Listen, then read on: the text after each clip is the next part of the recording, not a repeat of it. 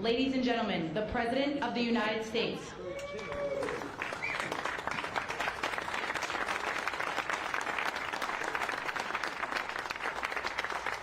Hello, everybody. Thank you very much. Thank you. What a friendly group this is. No Democrats are here. Well, I want to thank everybody. This has been a labor of love. You know, we took over a building that was not properly taken care of. It just wasn't. It's a very special building, and we are taking care of it. This was grass, and when you have a news conference, and this was going on for many years, but everybody would just sink into the mud. It was extremely luxurious grass, especially when it was raining, because you'd go down about 5 inches into the mud. And when we had a press conference here, all the press standing back there, they'd be cursing me. The women would be lifting up their shoes, saying, "You've destroyed my shoes, this is terrible." So we got a stone that's the exact same stone and color as the White House itself, because we wanted the friendly feeling of that light color. And it reflects the sun, and it keeps you cool even in the summer. And we've had press conferences. We finished it about a month ago. This is, as you see over here, the Presidential Walk of Fame. And we had this long wall with half windows because that used to be a swimming pool on the other side of the wall. That was the swimming pool where Jackie would say, "I hear women inside." Are women inside? Quite famous. I'm not saying anything. This was a part of a movie. And the Secret Service said, "No, ma'am. There's no women inside, ma'am. I'm sorry, ma'am. You're going to have to move along." "But I hear women inside." "No, ma'am. You'll have to move along, ma'am." So that was the famous swimming pool. Now it's even worse. It's for the media. They covered the pool up. They covered the pool up, and now it's for the media. And I think we have a small representative group. I don't think they allowed the rest of them. I can't believe it. What happened? They're all on the other side of the wall. Can you believe it? Because this is supposed to be sort of a private event.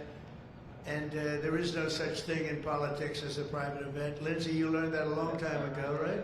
The great Lindsey Graham. Doing fantastic. You're up 34 points, Lindsey. That's right. Thank you. It's not bad, I'll tell you. It's not bad. So we did the Presidential Walk of Fame from the great George Washington all the way to, well, I think we have to rate him above me.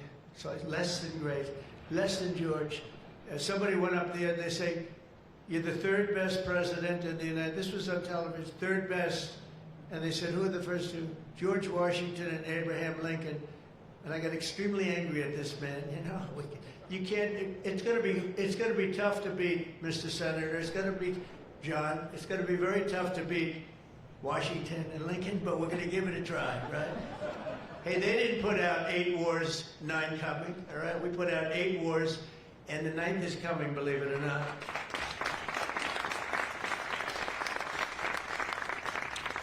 So I just want to say it's great to be with you. And when we're finished, later on, we're going to have a little quick lunch, and they do great food at the White House. And this is used sometimes for evening, where we've had some incredible people for the evening, and some of the big foreign leaders have been coming.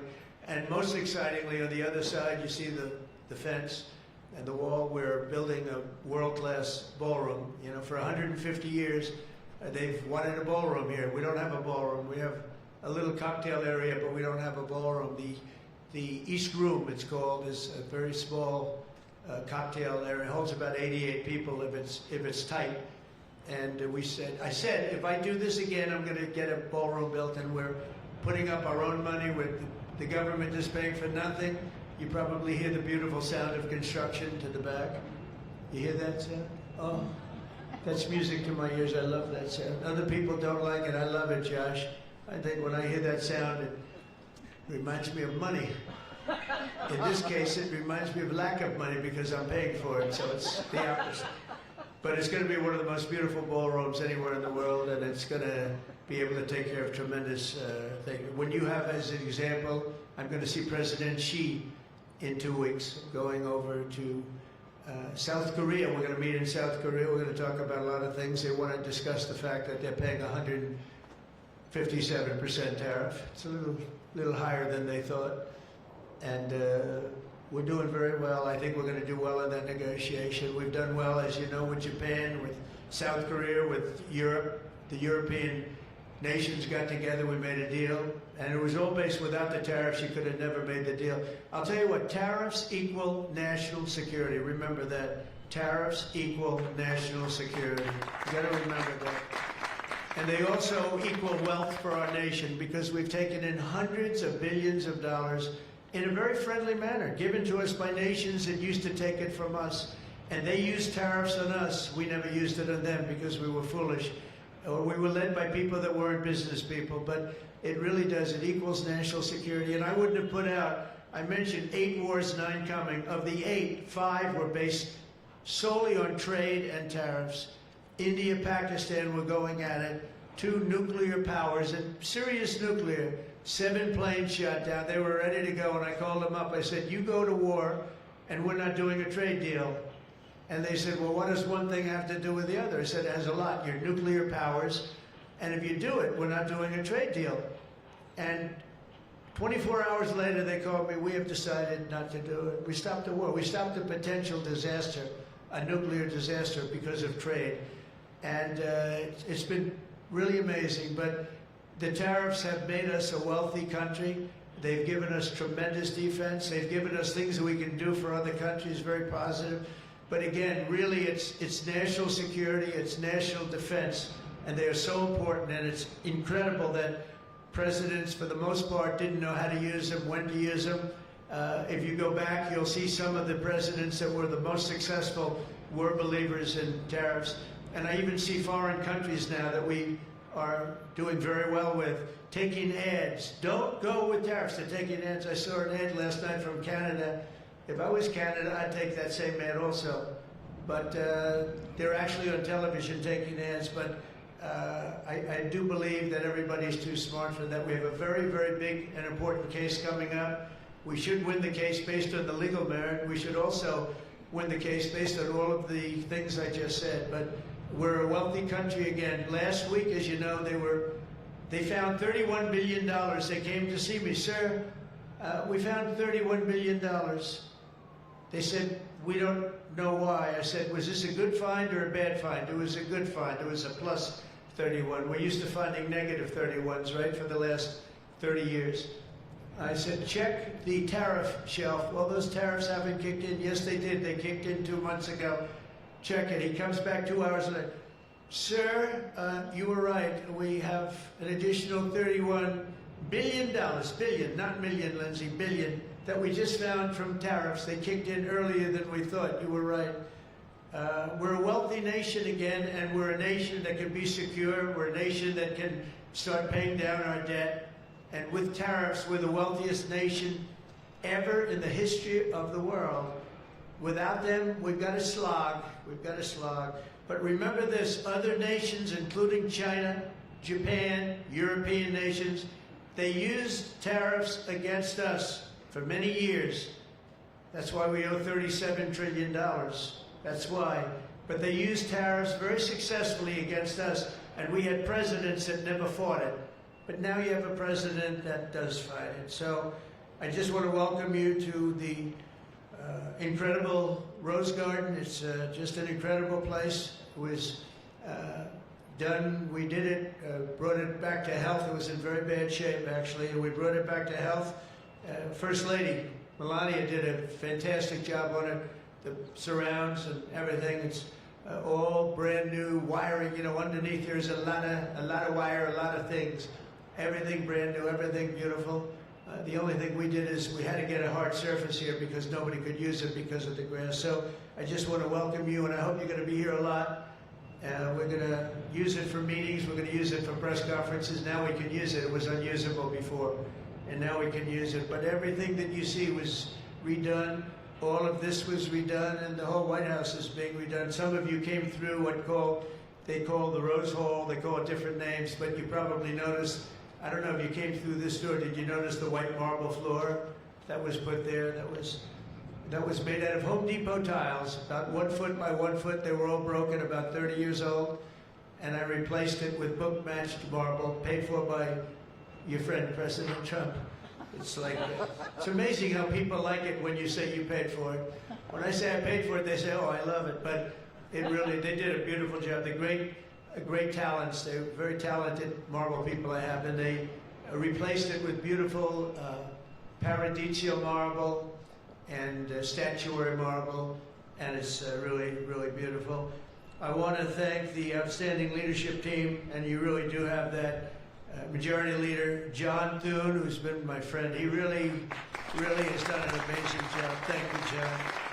Thank you. Done an amazing job. I didn't get to know John as well in the first term, and I've gotten to know him very well over the last 9 months, John, and you're doing a fantastic job. Thank you very much. Really great. Majority Whip John Barrasso was outstanding man. Thank you, John. Thank you. Great guy, too. Conference Chair Tom Cotton. He loves that military. He loves it. He loves the military. Policy Committee Chair Shelley Moore Capito. Shelley, thank you very much, Shelley. Vice Chair James Langford. Very good, James, thank you. And you know, we have everybody but one person here. You know, everybody showed up. I figured you'd have like, I'd say 40 would have been a good number, right? If everybody, we're just missing one person. You'll never guess who that is. Let me give you, he automatically votes no on everything. He thinks it's good politics. It's really not good politics. He's an automatic no. But I don't know. Look, if he wanted to come, I'd probably let him come, right? I'd let him come. Begrudgingly, but would let him come. And National Republican Senatorial Committee Chair, an unbelievable guy, Tim Scott. You know, Tim, I shouldn't say it because it's so, I don't know if it's going to be. But Tim ran, and he was very effective and very good. But he was on the debate stage and everything else, he was good just because he's good. But he wasn't as good as they thought he was. And when he got out of the race, he endorsed me almost immediately. And I used him as a surrogate. And I wasn't sure if I should because, you know, sometimes I want a total lunatic to get up and fight for me. And Tim is a really good person. So I wasn't sure. And I put him on the stage, and he ripped the heart out of everybody. He was so brutal. He was so unbelievable. It turned out to be absolutely one of my best surrogates, and it includes a lot of you people that were here. You were all surrogates. But Tim ripped these people apart.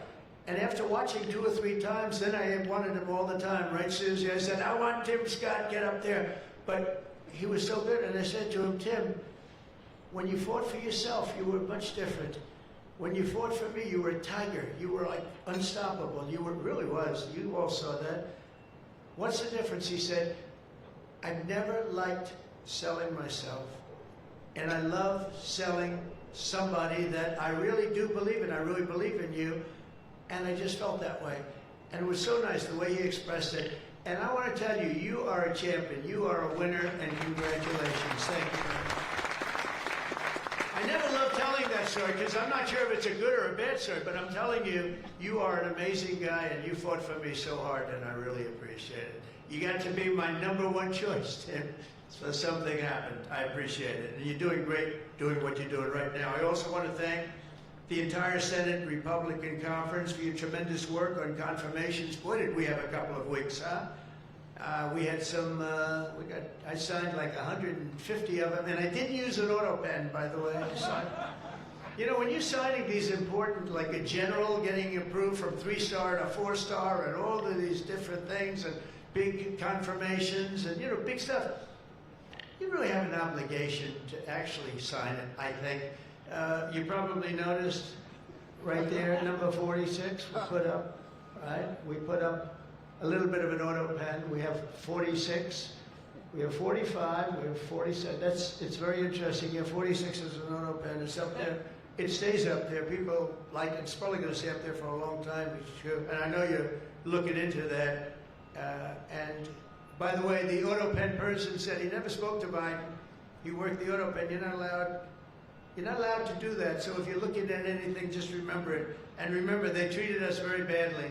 They treated us very, very badly, so I think you're allowed to just report the truth, including the confirming of my cabinet much faster than first time. I mean, we went so fast, and I give John Thune and all of you credit for that. It was amazing. All of a sudden, I was calling John, I've got to get him approved. come on, John, because I was getting like one every 2 weeks. And you know, I had people, they left their job and they left everything and it looked like they were, all of a sudden, it was like an avalanche. They walked in, James and James, my double James, I call them. They walk in and they had like so many of them. I said, you got to be kidding. Is this like, are you for real, right, James? John Thune did his job, and you got them all done, and you have all those people out there working now. And instead of being very upset with the fact that we couldn't get them approved quickly, so I really appreciate it. You used a method that I wish you could use U.S. attorneys. You know, I have 10 U.S. attorneys who are phenomenal, phenomenal. A Harvard, a Yale, a this, a that, all top. And the problem is they're not going to ever be confirmed, I guess. I put them in.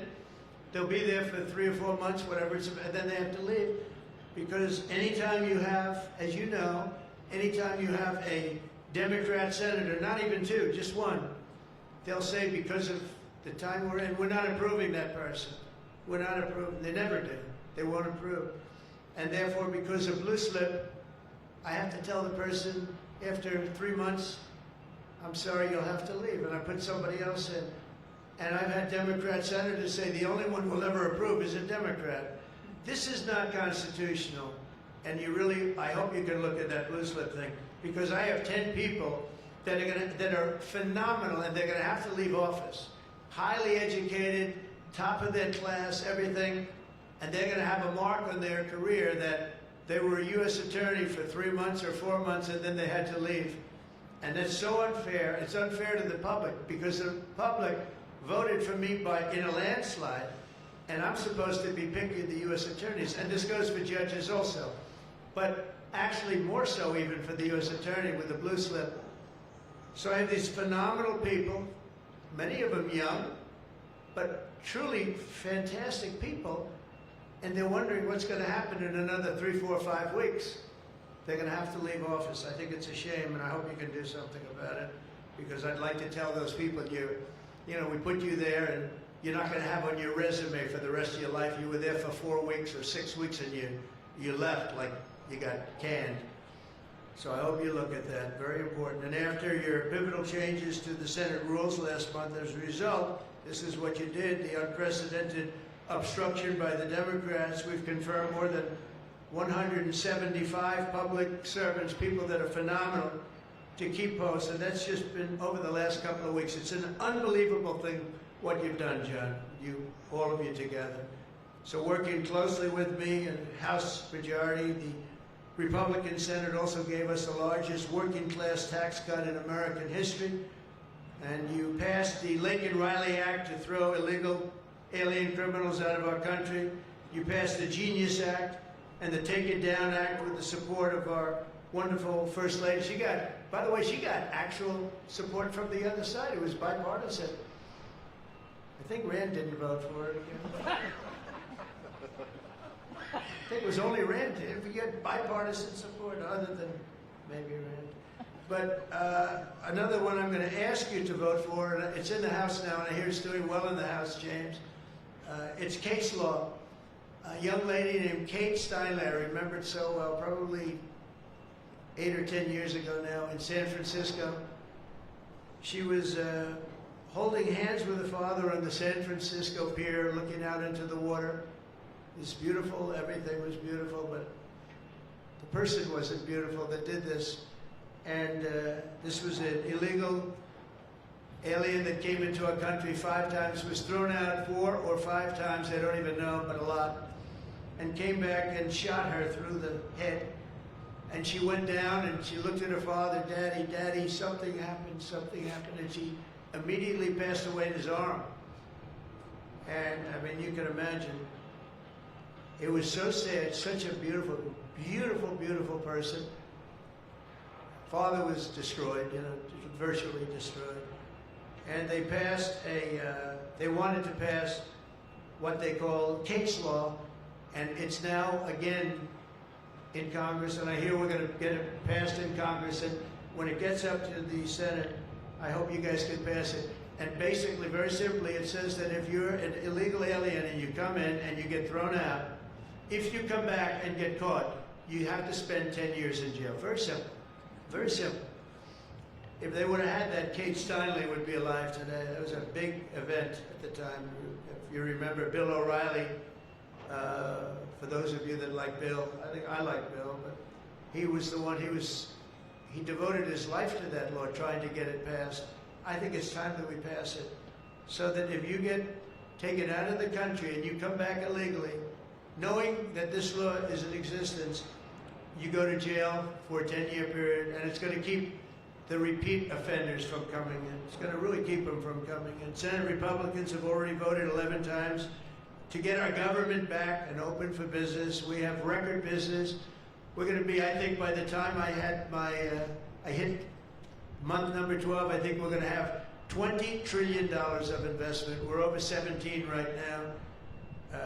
As an example, President Biden had less than $1 trillion for 4 years. We're going to have $20 trillion in less than 12 months, and we're over 17 trillion right now. So it's the largest amount in our country by far, by many times. That's in our country. But here's the one. It's the largest amount in the history of the world. There's never been a country that's had anywhere near 17, or it will be 20, and it's going up fast.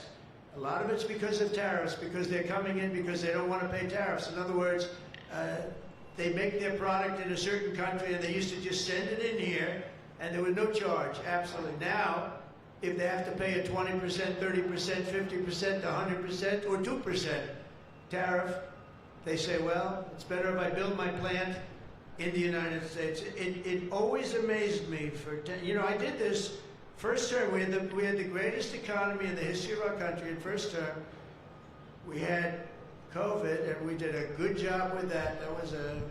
That was a curse for every country in the world. It was terrible. But we had the greatest economy we ever had.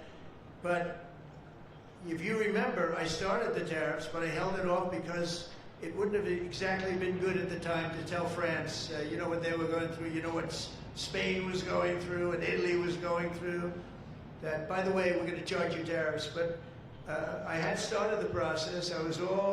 We were going, the country was doing good, and I took in hundreds of billions of dollars from China. I put the full tariffs on China. Biden left the tariffs because he couldn't, it was too much money, but they gave so many exceptions that they were essentially meaningless. In other words, here's the tariffs, but you don't have to pay if you look at somebody the wrong way. You don't have to pay. So they didn't pay very much. But with me, they were paying hundreds of billions of dollars. And again, I have a great relationship with President Xi. I expect to be able to make a good deal with him, and I want him to make a good deal for China, but it's got to be fair. For years, they were making $500, $600, $700 billion. $700 billion, and we'd be making nothing. It was a one-sided, honestly, we built their military. We built China's military with the money that we lost for so many years getting ripped off. So now we're going to have a fair deal. I think we're going to have a very successful meeting. Certainly there are a lot of people that are waiting for it. Maybe it won't happen. Maybe it won't happen. Things can happen where, for instance, maybe somebody will say, I don't want to meet, it's too nasty. But it's really not nasty, it's just business, and we're gonna do a good job representing you people and representing the people of our country. Unfortunately, in a craven and pointless act of partisan spite, Chuck Schumer, who I've known for a long time, and the radical left Democrats are holding the entire federal government hostage to appease the extremists in their party. And they are extreme. I mean, I've never seen anything like it. They're extreme, and you know what? We had a landslide election. We won the popular vote by a lot. We won the swing states, all 7. Remember, they said, oh, if Trump could get 3 swing states, he'd be... And, well, I didn't get 3, I got 7. We got all 7 by a lot, by record numbers. We won the Electoral College, 312 votes. They said, it's very hard for a Republican. It's harder for a Republican. Although now I think we've swapped it. I think it's now harder for a Democrat. Because if you see what we've done with the Hispanics, with the black workers and black men, and recently a poll came out with black men and women were doing so well. You know, they want security. They don't want to have their city destroyed. Women in Chicago, beautiful black women walking around with red MAGA hats because they don't want to be mugged and shot and everything else. And then you see a Democrat get up and tell you how safe it is in Chicago. You know, they've had, in a fairly short period of time, 4,000 murders. This is over a short period of time. 4,000 murders. And they had a holiday where they had 28 people killed and almost 100 shot. And then you listen to this guy, Pritzker. I've known the family for a long time. They threw him out because he was no good, and he became governor. He's got money through the family. He didn't make, he's got money through the family. But they threw him out, he became governor. I said, I wonder how he's gonna do. It's a crime palace, it's a shame. And you know what we did in DC is unbelievable. You people, you can walk down the middle of the street, Mr. Senator, you can walk down, you can have your wife meet you at the restaurant and she's not gonna be accosted, shot, beat up, raped. It's unbelievable how bad it was. It was one of the worst in the country, and now it's stone cold. I don't say the word perfect, but it's pretty damn close. And you know, they used to have, they would average more than a murder a week in Washington, D.C. This is just before we got here, a murder a week. Think of that. The capital of, in my opinion, the capital of the world. They come from Iowa, they come from Indiana, they come from Florida, and you call up the parents, I'm sorry, sir, your son has been shot and killed. We have no crime here now. We have no crime. And the National Guard has been unbelievable, the job. Unbelievable. And you know, it also looks better. I do a tour, I hop in that beast. I feel very safe in the beast. The windows are this thick. But I hop in the beast and I tell the Secret Service, let's drive around town. I used to do that myself. I could drive myself around. I actually like that better. But now I don't think it's a good idea. But we drive around in the streets. The place is looking much, the grass is good, the fences are down, there's no tents, there's no anything. We are looking like it's just a whole new look, and the most important thing, there's no crime. And we're gonna fix the roads, we have great pavers. We're gonna fix the medians in between the roads, which are half of them are falling down. We're gonna take some of the tiles off the bridges, the tunnels that you have. They've been up for 40 years, they're rotted. And we'll put up brand new, gorgeous white tiles like it's supposed to be. But this place is looking really good, and we haven't even started the real fixing up of the town. We're getting rid of the graffiti. You notice there's almost no graffiti anymore. A lot of that beautiful statuary marble and red graffiti all over it had bad signs up, and it stopped. We've taken out 1,700 career criminals and people that came in through an open border. They came in through Biden's open border. And we've taken them out. The thing having to do with all of the elements in the great, big, beautiful bill, I'll tell you, it's amazing what we've done. $200 billion in costs for medical. Well, we've done $50 billion for rural hospitals. And remember, no tax on tips. No tax on Social Security, no tax on, think of all of these things that we've done. This is the biggest, this is the greatest bill. Social Security, no tax on overtime, but no tax on tips. I got that from a waitress in Nevada. I was making a speech and I'm at one of my restaurants in the hotel I own there. And I say, how are you doing? Well, sir, it's terrible. They're taxing my tips. They're going, I wouldn't have even thought that. And I looked at it, and she said to me, sir, there should be no tax on tips. I said, say it one time more. No tax on tips. I walked outside to the press. I said, there will be no tax on tips. She was right. And we won that state by a lot. That's not a state that we win by that much, David, but we won it by a lot. So it was pretty good. But that bill is chock full of so many different things. So it was the biggest bill. I'm actually saying this to the fake news so that they maybe print it, but maybe not, because you people know. It was the biggest bill ever passed in Congress. And what we did was a little risky. We put everything into the bill, John, right? And some people were against it. They said, no, you got to do small bites. And we gave it a shot, and we got it passed. I got a call from John. He said, it was 3 o'clock in the morning, sir, we have 4 hard no's. could you please call him? I said, what time is it, John? It's 4 o'clock in the morning, sir. So I call up. One of you is sitting right here. I said, Jim, could I say hello to you? It's 4 o'clock in the morning, right? He said, sir, you have my vote. And I said, wow. Then I called up another person. I'll use fictitious names. Doug, could I get your vote? You've got it, sir. Then I called up another one. How about Josh? Can I have your vote, Josh? Because I like Josh. And Josh, who can be very difficult, said, sir, you have my vote. His wife was screaming at him on the other side. Sir, you have my vote. But I called people, and they weren't really hard-nosed. They wanted a little attention, unfortunately, at 4 in the morning. Sometimes I like the ones that don't like the attention, but we'll take it anywhere we can. And we got it passed, right, John? And nobody thought that could happen, because you have a small majority. And how about in the House, we had a majority of 3. We actually went down after that for a period of about 2 months. We went down to a majority in the House of 1. And I kept saying, you know, because I'll tell you, Mike Johnson's great. The team, these two teams, did you ever see two people more different? One's tall, one's slightly less tall. You want to be there? They are very different people, but they're the same in terms of talent. They did it, the two guys, and they get along incredibly well. We all do. We get along great. But we passed a bill. We don't need to pass any more bills. We got everything in that bill. There's nothing else we have to put.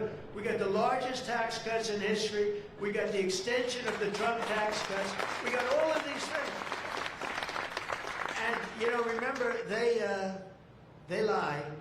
They will look at I saw it the other day, they were talking about, I call it the great big beautiful bill, but that's what it is, the great big beautiful, the biggest bill ever passed. And what they say, they make up stories. And I saw they were interviewing a senator, and they said, well, what's wrong with their bill? He didn't know what to say, because there's nothing he could say. It covers everything. He said, death, death. It brings death. Now, if I'm a regular person and I hear that, I say, oh, that's terrible. But it's just the opposite. It brings life.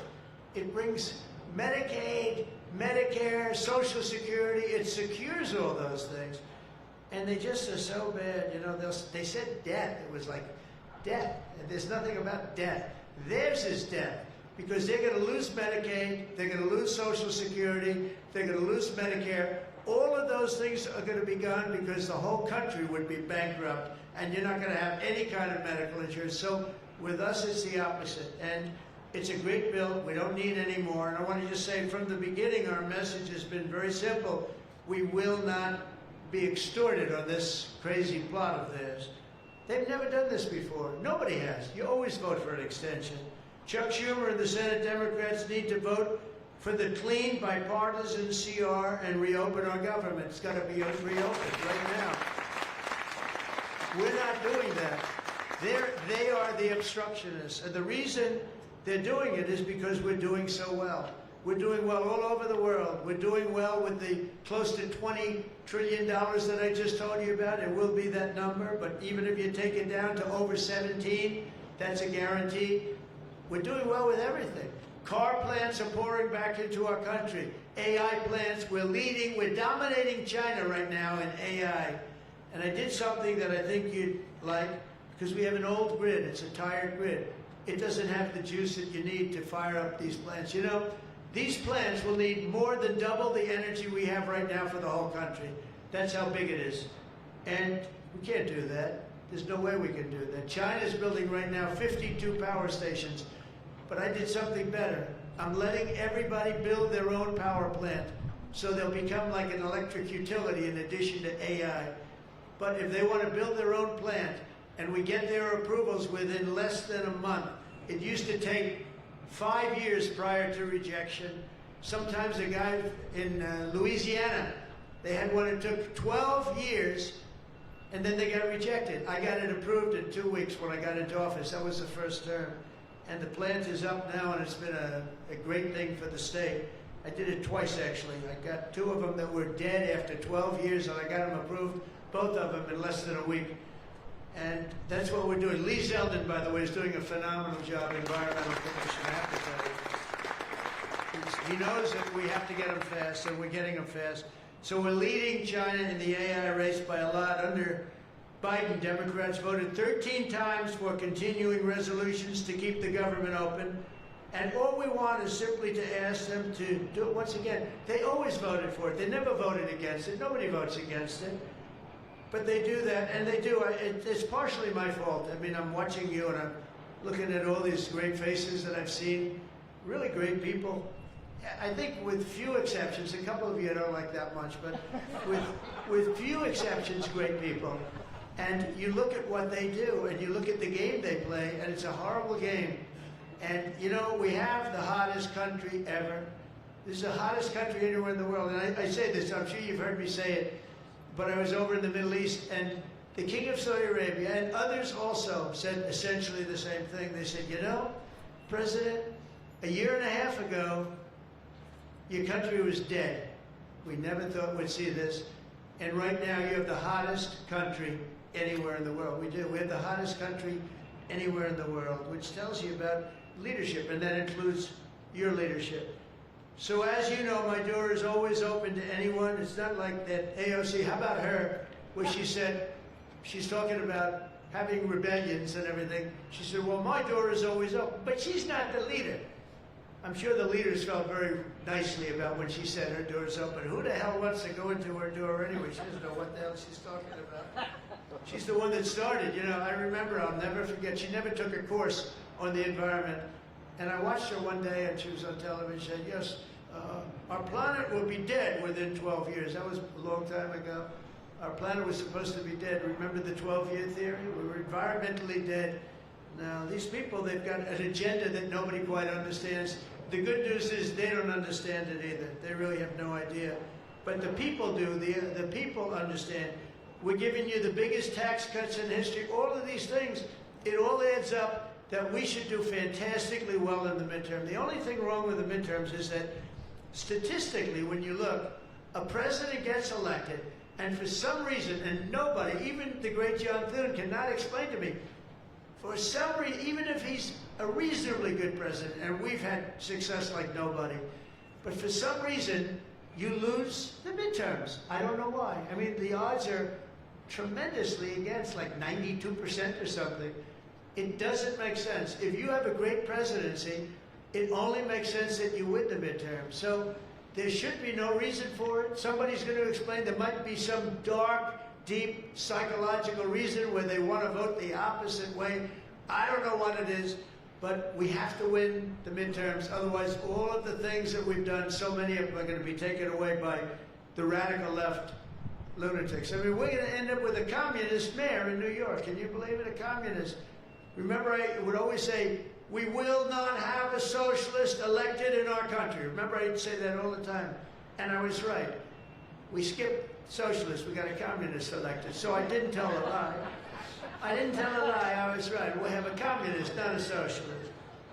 But we've already seen the impacts of the dangerous game that they're playing. Democrats are causing delays in our air traffic control system. So important. We wouldn't have had, you know, this Pete Buttigieg. He spent billions of dollars on fixing the air traffic control.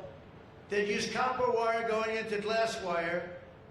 Any union electrician here or any non-union electrician would say you can't hook copper into glass. It doesn't work. They spent billions of dollars. They turned on the system, and it was stone cold blank. We're getting a brand new system. We have bids out now. We have 3 great companies bidding.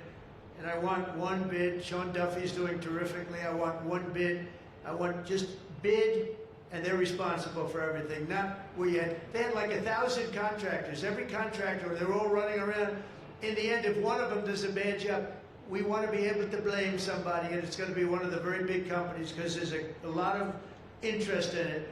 So the air traffic control system is going to be rebuilt. Over 1 million federal workers right now, as you know, are going unpaid. That's the Democrats' fault. And children, tourists, unable to visit the museums in Washington, D.C., that we now have beautiful, safe streets, but we don't have the museums open. We should probably just open them. But we are doing things that nobody's ever done, nobody's ever seen. So all of this and the pain that the Democrats have caused during this reckless and completely unnecessary affair, and you can call it the Schumer shutdown or the Democrat shutdown. You can call it whatever you want. And I will say this, that we have Darth Vader. You know Darth Vader, right? Darth Vader is a man who, I think he's sitting right. Is that Darth? Stand up, please, Darth Vader. Stand up. Does everybody know? They call him Darth Vader. I call him a fine man. But he's cutting Democrat priorities, and they're never going to get him back. And they've caused us, and they've really allowed us to do it. And by the way, thank you. You're doing a great job, I have to tell you. So, really a great job. Because many of the things that they're cutting, like the New York project, $20 billion we're cutting it, they're not going to get it back. I mean, they're not going to get a lot of things back. They may not get it back. Maybe we'll talk to them about it. But they're losing all the things that they wanted. But many of the things that they wanted are things that we don't want. The things that are just so bad for our country. And we're cutting those things out. So while they thought they were doing maybe bad, maybe indirectly they're doing good. The cynical comment that they made all over the place, and all of their cynical remarks proves beyond all doubt that Schumer is a calculating political partisan, but we knew that. But he's somebody that's in deep trouble. He's losing in all of the polls. He's even losing to AOC +3. Remember +3? What happened to the +3? Are they still around? I had one, when I was at the United Nations, I met the president of Somalia. And I said, I have somebody I'd like to give back to you. He said, no thanks, we don't want her. He didn't want anything to do with her. But today I'm calling on every Senate Democrat to stop the madness, to let our country get back. In the greatest moment in the history of our country, in terms of wealth, in terms of job creation, and in terms of investment coming in, these guys go on strike. It's really a shame. So I'm asking them to be smart. It's not working. They're getting killed in the polls. The public understands what they're doing. They're doing the wrong thing. And with that, I just want to say welcome to the White House. When we're finished, they do a great job. When they're finished, we're going to all come in. It'll be a little crowded, but that's okay. To the Oval Office, we'll talk a little bit, a couple of minutes. Got some interesting things. And I think I'd like to have, if I could, John, come up and say a few words, and we can close it out. And by the way, this is an open mic. It's open to the world. I think they can hear me out in the street. If anybody wants to come up and say after John, say it. We're all friends, and you can speak your heart out. But we've got to get our government open, and the Democrats are trying to keep it closed. Thank you. John, please. Well, Mr. President, thank you for having us. This is the 4th week of the Democrat shutdown, but we are all here today because your Republican team in the Senate is unified. This is now the longest full shutdown in history, but everybody here has voted now 11 different times to open up the government, and we are going to keep voting to open up the government, and eventually the Democrats, hopefully sooner or later, are going to come around. But Mr. President, your agenda is the right one for this country. This is your team. We are your partners in achieving and implementing the agenda that you campaigned on and the American people voted for. And you just mentioned it has been a series of promises made and promises kept, whether it's national security, whether it's the border, whether it's the economy, taxes, regulations, energy, Trump newborn accounts, school choice. You look at what we've accomplished so far. It is a remarkable, remarkable team and a record of accomplishment that can't be matched. And I would argue, at least in my time here, but perhaps in all of history. So thank you for your leadership, and we will continue to be good partners and work with you to get the work done for the American people. And let's hope that the Democrats get wise, and starting perhaps even today, vote to reopen the government so we can get back to work for the American people. Mr. President, thank you for having us at your home. You have beautiful homes, and thank you for everything you're doing to make this such a beautiful place. This is America's house. We're delighted to be here. Thank you.